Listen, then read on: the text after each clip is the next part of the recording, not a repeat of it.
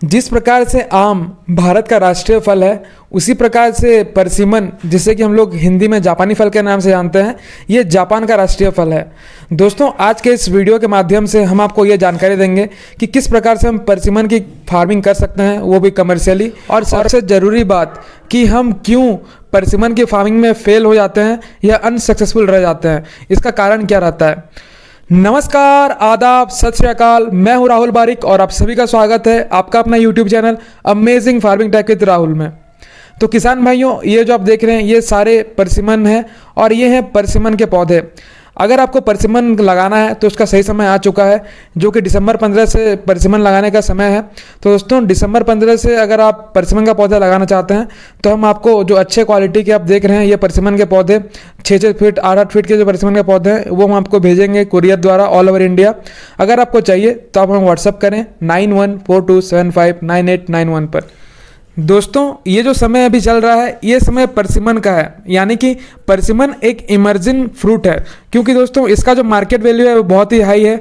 ये 200 रुपये पर केजी के हिसाब से बिक रहा है अभी भी मार्केट में, और अच्छे मेट्रोपॉलिटन सिटी में तो 350-400 रुपये केजी भी बिक रहा है। तो दोस्तों, आप बताइए कि आपके आसपास जो मार्केट है वहाँ पर परसिमन के फल उपलब्ध भी हैं या नहीं, और अगर उपलब्ध हैं तो वो किस दाम पर उपलब्ध हो रहे हैं। परसिमन मुख्यतः दो तरीके के होते हैं। पहला होता है एस्ट्रिंजेंट परसिमन और एक होता है नॉन एस्ट्रिंजेंट परसिमन। दोस्तों, नॉन एस्ट्रिंजेंट परसिमन में सबसे पॉपुलर जो वैरायटी है उसका नाम है फुयू परसिमन। ठीक है, मैं आपको एक एग्जांपल समझाता हूं कि आप कैसे समझेंगे कि एस्ट्रिंजेंट और नॉन एस्ट्रिंजेंट क्या होता है। दोस्तों, एस्ट्रिंजेंट से आप इस प्रकार को समझ सकते हैं, आपने कभी चीकू खाया होगा, अगर चीकू कच्चा है तो किस प्रकार से जीभ में लटकता है या गले में लटकता है, उसी प्रकार से आप एस्ट्रिंजेंट वैरायटी की तुलना कर सकते हैं। इसको आप डायरेक्ट पेड़ से तोड़ करके नहीं खा सकते हैं, जबकि जो नॉन एस्ट्रिंजेंट वैरायटी है जिसका कि नाम है फुयू परसिमन, जो कि पॉपुलर वैरायटी है नॉन एस्ट्रिंजेंट में, तो उसको आप डायरेक्ट पेड़ से भी तोड़ के खा सकते हैं। आपको वो खाने में मीठा लगेगा और अच्छा लगेगा, वो गले में अटकेगा नहीं। हमारा मुख्य काम है कि किसान भाइयों के पास अच्छी और जो एक्यूरेट जानकारी है वो पहुंचाई जा सके। दोस्तों, बहुत सारे किसान भाई परसिमन की खेती में फेल हो रहे हैं। उसका मुख्य कारण यह है कि उनके पास जानकारी का अभाव है, और जहां से भी वो पौधे लेते हैं उनको या तो सही परसिमन का पौधा नहीं मिल पाता है, या अगर मिलता भी है तो वहाँ से उनको जो पर्याप्त जानकारी है वो उपलब्ध नहीं हो पाती है। तो हम आपको बताते हैं दोस्तों कि कैसे परसिमन का पौधा लगाना है, जिससे कि आपका पौधा में अच्छी ग्रोथ भी रहेगी और इसमें जल्दी इसमें फ्लावरिंग फ्रूटिंग भी आने की संभावना रहेगी, बशर्ते कि आपका परसिमन का पौधा फल लेने योग्य हो। दोस्तों, बहुत बार ऐसा देखा गया है कि ज़्यादातर जो हमारे क्लाइमेट्स हैं, मतलब जो अगर हम स्पेशली बात करें हॉट क्लाइमेट एरियाज़ की, तो वहाँ पर काफ़ी लोग परसिमन लगा रहे हैं और काफ़ी लोग सक्सेसफुल भी हो रहे हैं। तो हमसे बहुत सारे किसान भाई जुड़े हुए हैं जो कि ट्रायल में परसिमन का पौधा लगाए हुए हैं। ठीक है, तो वेस्ट बंगाल की बात करें तो कलकत्ता में हमारे किसान भाई हैं जिन्होंने परसिमन का अच्छा ट्रायल लिया है। उनका छोटा सा एक पौधा है, उसमें 2 परसिमन लगे थे, उसमें साइज़ भी अच्छा बना था और टेस्ट भी काफ़ी अच्छा है। परसिमन की खेती पूरे भारत में की जा सकती है, कहीं पे भी, चाहे वो हॉट क्लाइमेट एरिया हो चाहे वो कोल्ड क्लाइमेट एरियाज हो। दोस्तों, हम बात करते हैं कि परसिमन की खेती में सबसे ज़्यादा दिक्कत क्या आती है। गर्म क्षेत्रों में सबसे ज़्यादा शिकायत ये रहती है कि परसिमन का पौधा ग्रो अच्छा से नहीं होता है, यानी कि बढ़वार अच्छे से नहीं कर पाता है। तो क्या वो कारण है जिससे वो पौधा बढ़वार नहीं करता है, और बढ़वार नहीं करता है, और साथ ही उसमें और एक समस्या देखी गई है कि उसमें पत्ते आते हैं और बहुत ही कम समय के लिए पौधों के पास रहते हैं, और जाते समय पौधा बिल्कुल नग्न अवस्था में रहता है, उसमें कोई पत्ते नहीं रहते हैं, जबकि ऐसा होना नहीं चाहिए। परसिमन का जो पत्ते गिरने का समय है वो आपका दिसंबर से शुरू होता है हमारे हॉट क्लाइमेट एरियाज़ में, और ठंडे वातावरण में भी आपका नवंबर के एंड में या दिसंबर में वहाँ पर भी पत्ते गिरने शुरू होते हैं, लेकिन उससे पहले पौधे के पास पत्ते होने चाहिए। दोस्तों, इसका सबसे बड़ा कारण है कि पानी की कमी। परसिमन का पौधा लगाने के बाद हमारे किसान भाई क्या करते हैं कि उसमें समय से पानी नहीं देते हैं।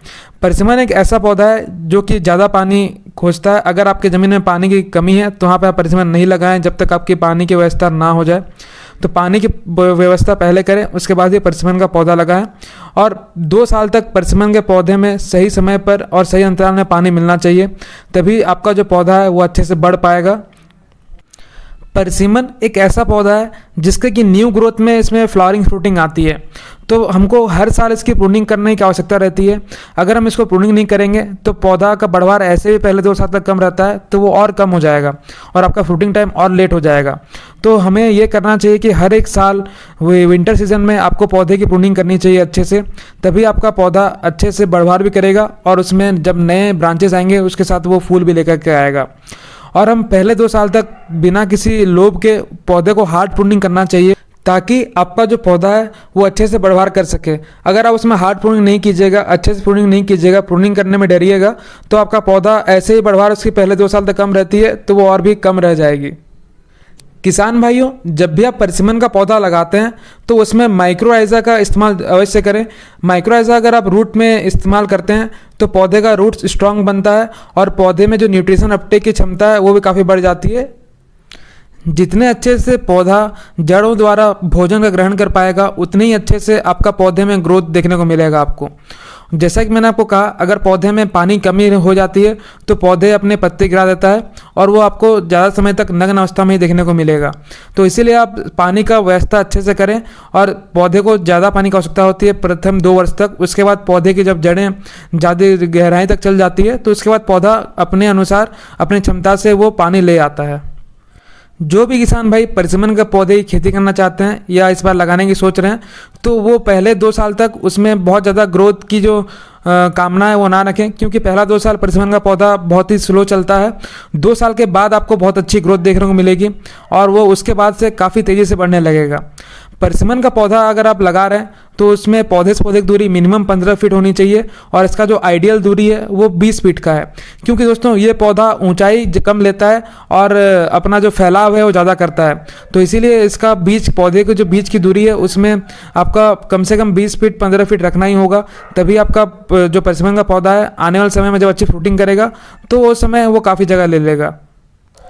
तब तक आप उस जो जगह खाली है वहाँ पर आप ताइवान पिंक अमरूद की खेती कर सकते हैं, या ऐसा कोई क्रॉप जो कि पौधे को छाया ना करे और कम समय के लिए रहे, वैसा फ्रूट की आप खेती कर सकते हैं। लेकिन उसका जो रूट सिस्टम बना हुआ है उसमें कोई भी छेड़खानी नहीं होनी चाहिए। ऐसा नहीं होना चाहिए कि उसका जो रूट सिस्टम है वहाँ पर भी आप कुछ ना कुछ लगा रहे हैं तो वहाँ पर आप ना लगाएं। वहाँ पर घास की या जो पराली होती है उसकी अच्छे से मल्चिंग कर दें ताकि उसमें मॉइस्चर मेंटेन रहे। सबसे जो ज़्यादा क्वेश्चन आता है किसान भाइयों द्वारा कि हमें कितना पानी देना चाहिए, तो दोस्तों ये कोई भी नहीं बता सकता कि कितना पानी देना चाहिए। हाँ, मैं आपको ये बता सकता हूँ कि आप इतना पानी दीजिए कि आपका जो मिट्टी है, पौधे के नीचे की जो मिट्टी है उसमें मॉइस्चर पर्याप्त होना चाहिए। अगर उसमें मॉइस्चर की कमी आपको लग रही है तो उसमें पानी दीजिए आप उस अंतराल के हिसाब से। तो क्योंकि हर जगह धूप अलग पड़ती है, कहीं ज़्यादा धूप गिरती है तो जल्दी वेपराइजेशन हो जाता है, इसीलिए मैं आपको कहता हूं कि आप मल्चिंग अवश्य करें। सिर्फ परसिमन ही नहीं, अगर कोई भी आप क्रॉप लगा रहे हैं, चाहे एप्पल हो, पीच हो, प्लम हो, परसिमन, एप्रिकॉट, नेक्ट्रिन, इन सभी पौधों में आप मल्चिंग अवश्य करें, जिससे कि जो माइक्रोबैक्टीरियल एक्टिविटी होती है वो भी काफ़ी बढ़ जाती है और इससे आपका जो मॉइस्चर है मेंटेन रहता है और एक काफ़ी अच्छा एक इन्वायरमेंट मिलता है पौधे को अच्छे से बढ़वार करने में। किसान भाइयों, आपके मन में कोई भी सवाल है तो आप कमेंट सेक्शन में बताएं। हम एक Q&A सेशन लेकर आएंगे, आपका जो भी डाउट रहेगा हम उसका जो उत्तर है हमारे अनुसार देने की प्रयास करेंगे। दोस्तों, मिलते हैं अगली वीडियो पर अन्य इन्फॉर्मेटिव जानकारियों के साथ। जय जवान, जय किसान, जय हिंद, धन्यवाद।